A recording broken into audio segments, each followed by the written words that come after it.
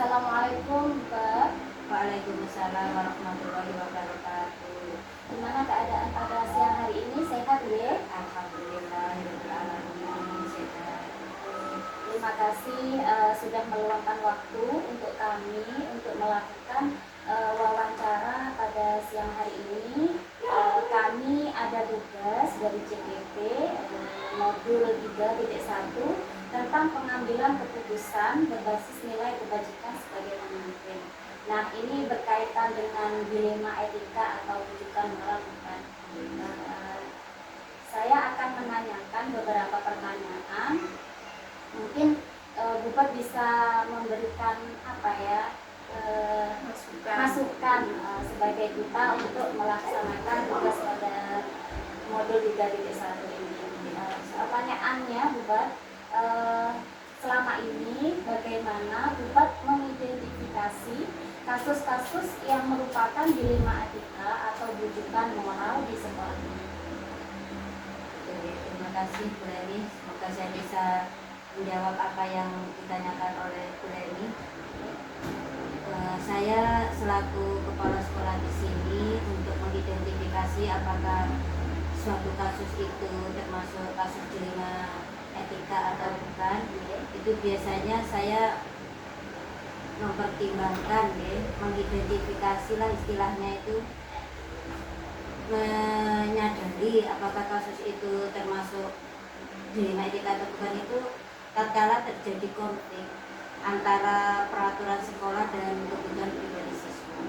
Contohnya ada seseorang siswa yang terlambat, kemudian di salah satu pihak dia ingin tetap masuk sekolah, atau ada siswa yang terlibat perkelahian dengan temannya, ya itu bisa dikategorikan dalam kasus dilema etika. Seperti itu.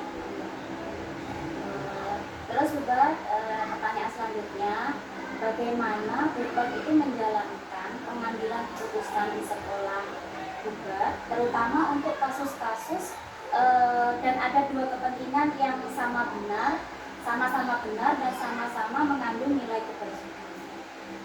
Ya, tentunya saya akan mengajak diskusi dengan guru-guru yang lain untuk membahas masalah yang tengah terjadi. Dimusyawarahkan ya? Betul. Kami juga akan mempertimbangkan semua aspek masalah dan dampaknya sebelum kami mengambil keputusan. Jadi kami berupaya semaksimal mungkin untuk bisa mewujudkan kesepakatan bersama dan bisa bersifat adil kepada semua pihak. Tentunya selalu berkolaborasi dengan teman-teman guru yang lain. Seperti itu. Selanjutnya Bupat, pertanyaannya adalah langkah-langkah atau prosedur seperti apa yang biasanya Bupat lakukan kalau memang ada permasalahan yang ada di sekolah?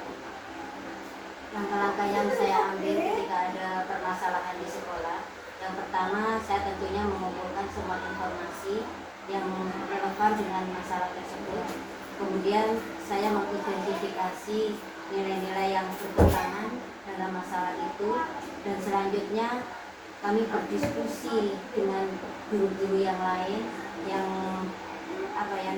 guru-guru yang ada kaitannya dengan masalah tersebut. Kemudian kami dalam diskusi tersebut mempertimbangkan dampak-dampak yang akan muncul terhadap keputusan.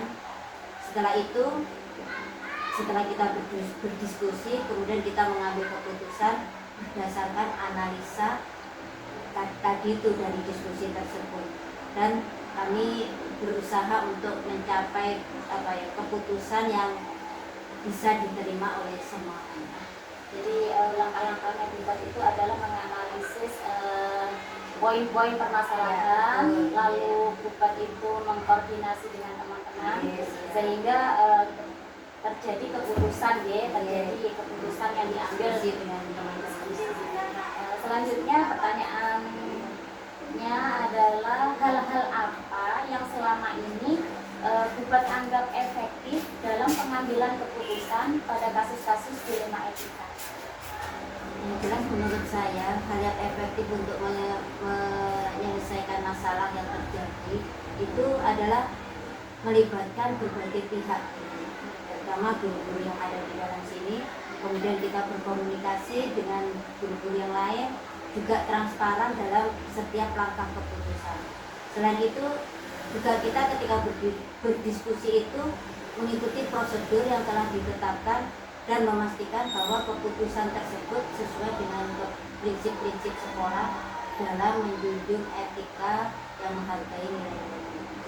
Kembali lagi ya, yang berarti yang bukan anggap efektif ini adalah kembali lagi berdiskusi dengan teman-teman. Iya, melibatkan semua teman-teman. Monggo Bu Mima, pertanyaan selanjutnya. Baik Bu, terima kasih Bu Leni.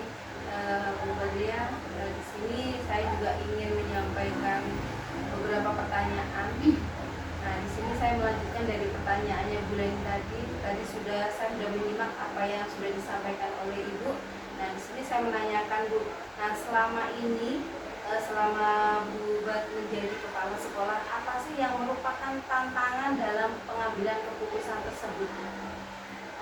Tantangan itu pasti ada ya Bu. Antara lain yang pernah saya alami mungkin ya, itu tantangannya itu adanya konflik kepentingan antara pihak-pihak yang terlibat. Kemudian juga di samping itu ada tekanan eksternal, itu yang merupakan tantangan yang pernah saya hadapi. Dan satu lagi, adanya ketidakpastian dalam memilih keputusan yang tepat. Itu merupakan beberapa tantangan yang saya hadapi ketika membuat suatu keputusan. Dan juga ada satu lagi Bu Mima, yaitu ketika kita membuat keputusan dan tidak bisa diterima oleh salah satu pihak. Itu yang juga merupakan Pasti ada. Pasti ada ya Bu ya. Pro dan kontra Ya, tantangannya Bu seperti itu ya. Nah, kemudian Bu ya, ketika ada kasus-kasus tersebut, apakah di sini Bu Badria ini ketika mengambil keputusan itu ada jadwal tertentu atau menyelesaikannya secara spontan? Bagaimana? Yang jelas saya tidak punya jadwal tetap ya untuk menyelesaikan suatu masalah, tapi saya selalu berkeinginan jika ada suatu masalah saya berusaha untuk menyelesaikan secepatnya. Jadi tidak perlu menunggu besok lagi. Kalau misalkan sekarang ada masalah ya saya berusaha dengan teman-teman, dengan tim untuk cepat-cepat menyelesaikan. Jadi tidak ada jadwal yang Bu ya. Sekiranya kasus itu segera diselesaikan, maka buat secara spontan menyelesaikan kasus tersebut ya Bu ya. Ya, luar biasa Bu. Kemudian Bu, nah setelah Bu Badria menyikapi hal seperti itu, nah di sini apakah ada faktor atau seseorang yang dapat membantu Bu Badria untuk mempermudah menyelesaikan pengambilan keputusan dalam kasus-kasus di rumah ITK tersebut? Ya, itu jelas ada Bu. Nah, faktor-faktor itu adalah yang tidak lain yaitu tadi keterlibatan dari semua tim, dari semua guru yang ada di sini, dan kekompakan mereka. Nah, itu kekompakan mereka lah yang bisa membantu saya terutama ya di dalam menyelesaikan masalah-masalah yang ada di sekolah. Jadi kekompakan tim itu sangat perlu ya Bu ya dalam pengambilan keputusan ya Bu ya. Itu bisa mempermudah Bisa memudahkan buat sebagai kepala sekolah untuk mengambil keputusan yang tersebut. Nah baik Bu, nah dari semua hal yang sudah disampaikan Ibu nih ya tadi pembelajaran apa yang bisa dipetik Bu, benang merah Bu ya, pengalaman yang selama ini Bu menjadi kepala sekolah dalam mengambil keputusan di 5 etika Bu. Ya Bu, itu 5 ya.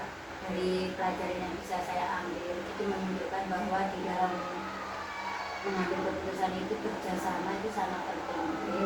Kemudian komunikasi dengan tim, dengan guru-guru yang lain itu sangat penting dilakukan. Karena itu juga ya tadi yang sudah disebutkan di awal, itu salah satu cara untuk mempermudah kita dalam mengambil keputusan. Juga saya juga memahami pentingnya mempertimbangkan semua aspek dan dampak dari keputusan tersebut. Jadi saya bisa bersikap fleksibel lah untuk menyesuaikan keputusan jika itu diperlukan. Itu ya Bu Mima ya. Luar biasa ya Bu ya, dengan apa yang sudah disampaikan Bu Bat ini merupakan wawasan bagi saya Bu ya. Kemudian di sini saya berterima kasih Bapak sudah meluangkan waktu untuk saya, untuk Bu Leni, karena ini merupakan tugas kami, dan mudah-mudahan yang disampaikan juga tadi merupakan tambahan ilmu saya. Mudah-mudahan kedepannya saya juga lebih baik ya, keluarga juga lebih baik, selalu diberikan kesehatan ya Bu ya. Semoga lebih bijak lagi dalam mengatasi semua masalah. Ya, terima kasih dari saya Mbak waktunya ya. Saya akhiri. Assalamualaikum warahmatullahi wabarakatuh.